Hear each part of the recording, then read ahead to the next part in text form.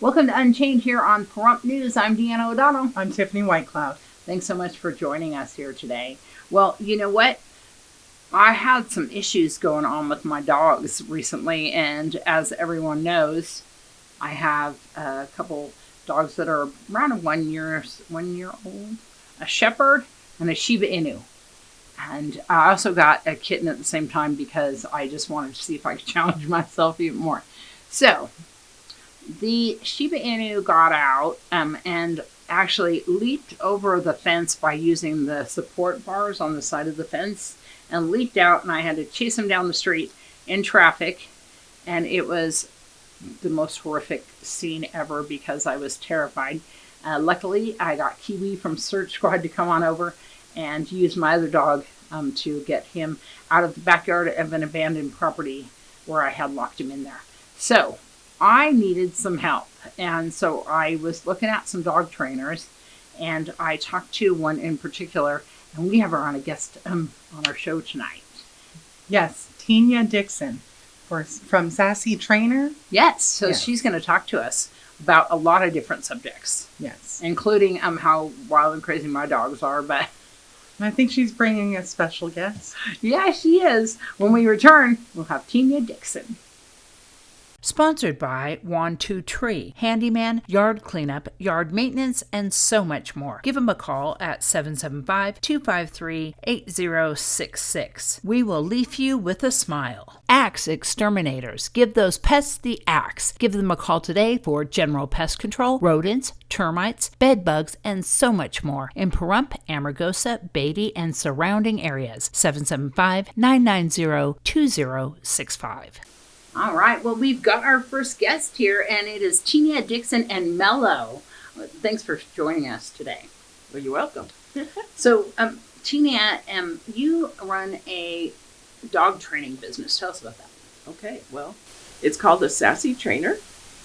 And, gosh, I guess I started that in 2012-ish, I think. Yeah. I've been in Pahrump pretty much the entire time. But I have gone internationally. I went to Africa, and I trained trainers and dogs for service work. So let's see, here we do service dog, therapy dog, and pet training. And how long have you been doing this again? Well, I've been training since I was about 10. Took a little time off to join the Army.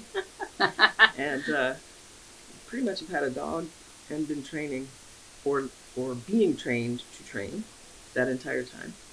What types of dogs do they have in Africa? Because I know a lot of countries have different types of dogs, right? Yep, but funny thing is they have pretty much the same breeds that Really? we have here. Yeah. Wow. I was working with a lot of guard type dogs, shepherds and mastiff crosses and things like that. People, though, in Africa tend to be afraid of dogs a lot more than here in the States. Oh, really? Mm-hmm. So their guard dogs don't have to be very well trained or ferocious. They just need to be big. They just need to be barking. No, they just need to be big. Oh, okay. Yep, that's pretty much all they need. They've got all these really wild animals in Africa, but a dog is scary?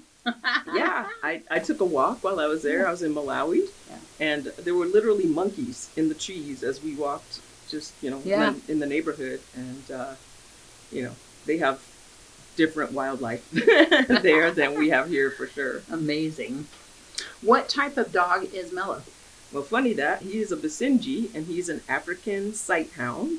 So he hunts by sight as opposed to like a bloodhound or beagle that hunts by smell. So he's generally pretty intently looking because that's how he gathers his information. Oh, okay. And so he is an African his African descent. Well, he was born in Pahrump, but his breed is of African descent. Yeah. Oh, okay. Fantastic. I know a lot of people relate them to Shiba Inus, but Shibas are Japanese. Yes. So that's interesting. Similar personalities, but different countries. Yeah. And how old is Mello? He's 2. 2, and very well behaved. He is. He's turned out quite nicely. He came to us when he was about, I'd say 12 months old or so, maybe 8 months, somewhere in that neighborhood. And he was donated to the Sassy Trainer to pair with a veteran to be a service dog. We did that. He and his partner went through the training. They were certified and graduated as a team. Mm-hmm. But then his owner's health declined, and he couldn't care for Mello, so we gave him back. And so we're currently seeking a veteran to pair up with Mello and be another service dog. That's partnership. fantastic. Well, he's definitely an amazing dog. He's very mellow. Yeah. So how would a veteran apply to adopt Mello? You can always Google us, the Sassy Trainer, and then there's an application process. There's a lecture series that the person goes through, and then at least a 2 period that you go through a boot camp with Mello to learn how to use him as a service dog. Fantastic. I also want to say thank you for your service so much. It means so much, and you're continuing to serve by helping animals. Let's talk a little bit about your technique and training. Can you tell me a little bit more about that? I can. We use 99% positive reinforcement. I learned that service dogs need to want to work and not be forced to work. So we try not to use anything that's forceful in terms of training, because we also want them to learn to think as opposed to just, being a robot dog and doing things just because, And that's really a key, isn't it? That's a really important thing that you're saying right there. It's super important because these guys are half of a partnership. And so the idea is that I have something going on, and there'll be moments where I don't want to say out of control, but I need a partner to help me make better choices or help make choices for me. So he needs to understand how to make good choices so that and there he goes. And when I need him, he's like, okay, I'm thinking, I'm sensing your blood sugar's low. I don't care if you said stay. I need to get over here and alert you to say your blood sugar's low. And that's the whole point of a service dog, is really thinking ahead and looking out for things like that. Did you see that news story that just was yesterday, that there was a adoption event and a rescued dog had alerted one of the people looking at him that he had low blood sugar, and he was barking. Oh no, he's having a seizure. He's going to have a seizure. And he was barking, and then the guy had a seizure, and they said they didn't even know that this dog could do that. But I know that a lot of dogs, they can tell different elevations and things like that. But some are trained, and then some are like just random like that. They are. So obviously they all have the capacity to sense or smell or detect somehow that something is about to happen. And what we do is, especially when dogs have that ability, we try to just hone it to say, okay, I see that. So when you see it, do this thing. And so we have a young dog. She's 8 months old. She actually graduated a little early, but she alerted her owner to low oxygen, woke her up at midnight. And her owner was like, oh, why are you waking me up? And she's like, do you need to go potty? And she opened the door, and the dog refused to go out. And she how it's midnight, Yeah.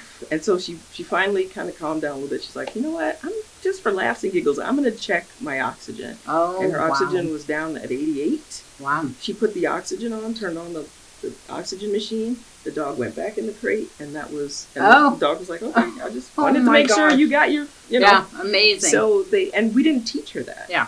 We've taught her other things, but basically we teach them to think. Yeah. And so if you learn to think, you can learn to reason. Yeah. And so, Can you go ahead. Go ahead. Can you explain what a service dog is and how they can be of service? Yes, that's a great question. So the difference between a trained service dog and a pet or an emotional support dog, usually emotional support dogs don't have any formal training. Pets don't either. They have training like obedience and things like that potentially, but they don't have specific training to be a service dog. So the law defines a service dog as a dog that's been trained to do at least one thing to mitigate a person's disability.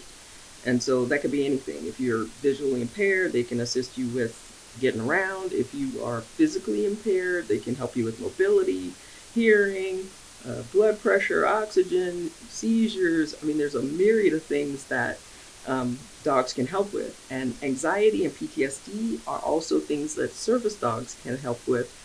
The term emotional support, I guess that came about 3-4 years ago, I think, and people ran with it. But emotional support dogs do not have any legal standing, and so he is a service dog, but for somebody else. So if he's like, I don't know, on vacation or whatever. So He looks like he's on technically, I'm not supposed to take him in his service dog vest because he's not my service dog. So the law says that if I have an issue and I have my service dog, then we have access. But if it's somebody else's service dog, then he and I don't have the legal protection afforded to a service dog team. So, and I want to tell people, creating a service dog is work. Yeah. Nobody usually graduates in less than 6 months when they start with their own dog. Now, if you start with a dog that's already trained, you kind of have a little bit of a head start. But we go out on outings, we expose these guys to all kinds of things. We take airplane trips, bus trips, car trips. We go to restaurants, we go out to Home Depot, and places that are dog friendly. But we also go to places that are like kind of for service dogs only. Mm-hmm. So service dogs in training do have similar privileges with their trainer to go into places like restaurants and things where ordinarily you wouldn't see a dog. So does that, kind of answer what is a service dog? Okay. So you have private lessons, but you also have like training classes with like groups, right? I do. Tell me about that. So I have currently Saturday and Monday at 2:00 classes. I'm going to be adding a Wednesday because I want to do some more advanced things. So I'm going to have an advanced class. And I want to go back to the service dog question because I thought of something that might help people to understand the difference. So a service dog serves, a therapy dog serves, mm-hmm. and a pet is just they can just have we serve them, right? Tina met my pets the other day. She got a taste of how I serve them. And to that I want to say that's okay. People call me and they go, oh, I spoil my dog, and I'm like, really, I do too. Well, I called Tiffany and asked her, could she take care of my animals next week? Even though my son will be there, I'm like, yeah, but I have a very specific thing. They've trained me well. They do have you very well trained. So I'm like, I have this routine. It has to go the same way. I don't know. I'm very stuck in my ways there. I'm like, I know exactly how long it takes for me to take care of all of my animals in the morning and everything. But yeah, the thing with people spoiling dogs, I don't, as things are, and so many people we see aren't taking care of the animals. I so appreciate that people, go spoil them. Because I'm telling you, the things that you see on the other side are so, just heartbreaking. They are. I was in the shelter the other day. We have our Save a Pet segment, and it's very sad. You want somebody spoiled. Exactly. They, mine are monsters, but but very loved monsters. They're good. They're good. They just need some training. I just need to be a veteran and then grab this doggy right here. Another one. You don't need any more. I know. We did discuss that last time. Yeah, we did. Yeah. You said you could have one more. No more. I've been there. No more. See how she's telling me? No more. No more. Well, you need to get what you got going a little smoother. And then here's the rub. When you get that good and you're thinking, now I could do another one. Yeah, no, you should probably just I'm good. I'm good with what I have right now. I'm just saying. Plus, you have how many tortoises? I have 2 tortoises and two cats, 4 dogs, and a fish. And a son. And a son. You got those ones are harder. And a granddaughter. Oh, right. I have a daughter too, but she's low maintenance right now.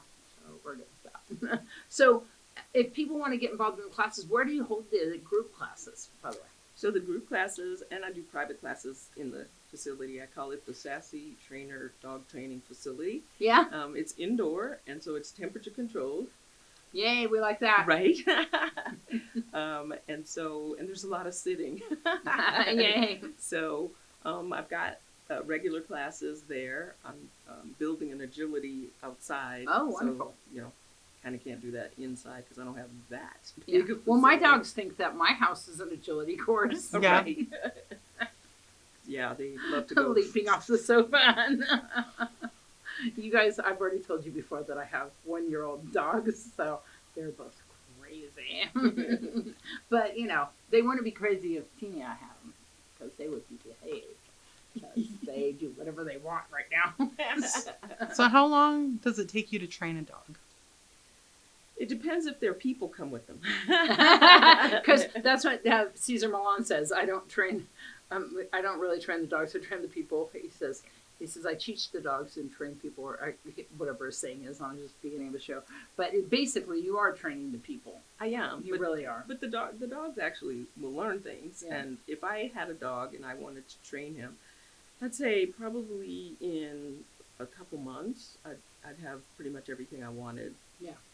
And pretty well kind of cemented in their heads. So you're saying you'll take mine for a couple months over your house? All 4 of them at the same time. Just take them all. No, right. I miss them too much. She would. So let's talk a little bit about that. How do people contact you for this and private training? Because you train for what types of things? I mean, obviously behavioral issues. Right, and usually chewing on my wall, service, eating the fiber optic line, my shoes. So generally, people call me when they have a problem, and that's fine. I love problem solving. It's super fun for me, and it's very gratifying because people, literally will call me in tears. Yeah. One guy, he was going to get rid of his dog because the dog was just out of control. We see that on Facebook, people posting that they have to get rid of him because they're not getting along with the dog or they're doing this or that. And most people will say, please do training before you get rid of him, because a lot of times they're very heartbroken, but there is options. Yeah, there's definitely options. And then, of course, people call me because they've got a new dog or puppy and they want to get started right. And yay. So you can call me. Don't email, please. I might find that email. I train dogs. I'm not that tech savvy. So just a note there. Did that gentleman keep his dog? Yes. Oh, he wonderful. Did. He did. So all the behavioral problems and aggression issues? It's funny. A lot of times people will think their dogs are aggressive, but they're actually afraid. Yeah. And so the whole idea is it doesn't matter where they've come from, what they've been through. It doesn't really matter. Usually the fix is going to be the same. Yeah. So if it was abuse, the fix is the same. If it was neglect, it's going to be the same recipe to get them out of whatever they're doing. And you find that issue where the humans are kind of holding the dog back because they have labeled the dog as this and they're not moving forward. And dogs usually they move on very quickly. They do. But the humans will go, my dog, one of my things that people always say all the time is, my dog doesn't like men. And I'm like, really? Or my dog doesn't like women or whatever. And I'm like, you probably shouldn't label that. Right. You should probably give them a chance because you're putting that off on your dog. Yep. Exactly. And once you throw labels out there, you tend to just kind of sit on your laurels and be like, they're just like that. Yeah. Yeah. And it's like, well, they might be, but they might not. They have some of that, but if we kind of steer them kind of away from that or towards dealing with it and coping. Yeah. I had a dog that literally shut down when dogs started barking or there was a loud noise. And she was in training to be a service dog. And it's like, you're going to be out there with, sirens and traffic and people dropping things and, any kind of sound. But we figured that out, and then we started exposing her to sounds and things like that. And when we could see her because the tail went. And so we were like, hey, like, let's not listen to that. Let's not worry about that. Yeah. Here's some treats. Let's Redirect, walk around. right? Exactly. So, can everything be fixed? Probably not. But, we're going to give it the old college try. And we talked about fireworks the other day because you brought a video and just slowly turning it up louder and louder so the dog would become desensitized to that noise. Because my one older Shih Tzu is terrified of fireworks, and he always has been, and he just hides underneath everything. And you were saying, well, play this, and yes, that's the whole thing, is that you got to get him desensitized so he doesn't pay attention to it anymore. Right. And so it's really important. Those videos were 9 hours long. Yeah, they're You just keep going all the time. Yeah.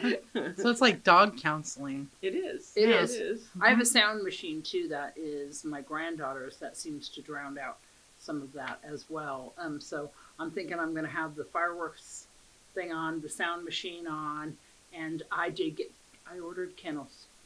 Good job. I'm very Good happy. job. I'm very happy about that right now. So I want to say this about kennels, because people are like, it's doggy jail. Well, okay, it's not. I realize they have little bars, but it's not jail. I did order the one with bars because I feel like they should be in jail. But I tell people to think about it like this. We all have bedrooms, right? And, we all love that Calgon, take me away moment. Yeah. When you go in your bedroom, you shut the door. And then if you have kids, you lock it. Yeah, really.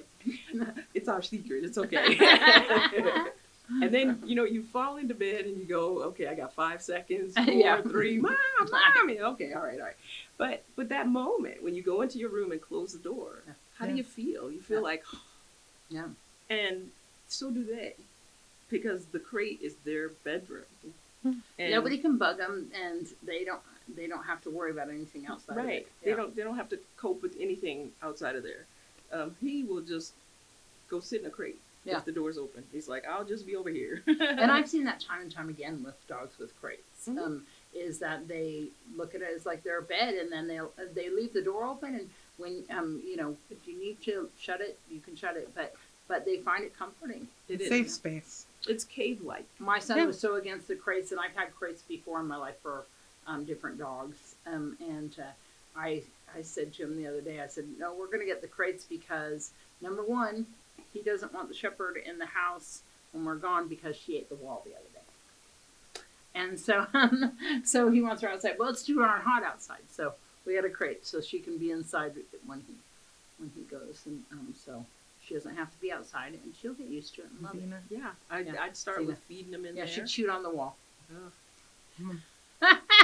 And just know she loves Xena. My poor puppy. I told you about how she jumps all over Tiffany when she comes over. She encourages it. I'm telling Do you. Okay, not. She goes, oh my baby. Only when I'm outside the fence. And then Xena jumps up everywhere because she's got her all worked up. So I I tell just people have to show up. I She's tell worked people all up. the time, Xena's relationship with you is not Xena's relationship with her. Yeah. So if that's how she wants to roll, No, I try to She's keep her ripping calm off her because she's clothes. ripping my clothes off or eating my dress. She likes to eat my dresses. She likes skirts. So.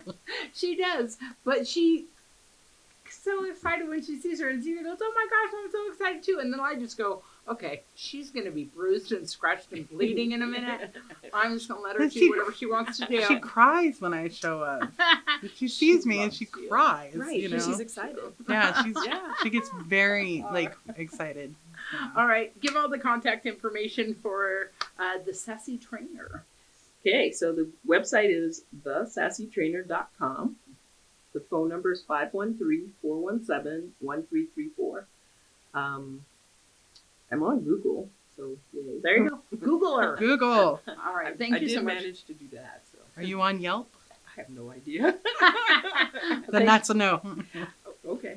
Not you. You put yourself on there. Oh, okay. Okay, no Yelp. Sorry. All right, thanks so much for joining us today, and thanks for bringing Mello. He was so mellow. He's sleeping. They call me Mellow. Yeah. Sponsored by One Two Tree, handyman, yard cleanup, yard maintenance, and so much more. Give them a call at 775-253-8066. We will leave you with a smile. Right now, we're going to go to Christy Sigmund with our Save a Pet for adoption, and it's not Mellow. Axe Exterminators. Give those pests the axe. Give them a call today for general pest control, rodents, termites, bed bugs, and so much more in Pahrump, Amargosa, Beatty, and surrounding areas. 775-990-2065. Hi, my name is Christy Sigmund. I'm here at the Nye County Animal Shelter with Miss Britta. Britta is a fairly new little girl to us. This little petite girl was found running at large and nobody came to claim her. Well, we're still getting to know her personality. She has shown us that she is a very sweet girl, a little timid, a little shy, but when she gets to know you, her personality really blooms. So if you'd like to come and meet Miss Britta, she is at the Nye County Animal Shelter, 1580 East Seary, which is right across the street from the Treasurer and Assessor's office. Give us a call anytime at 775-751-7020. All right, such cute doggies, and I got to tell you, there is over 100 dogs right now in the shelter, and so it is packed right now.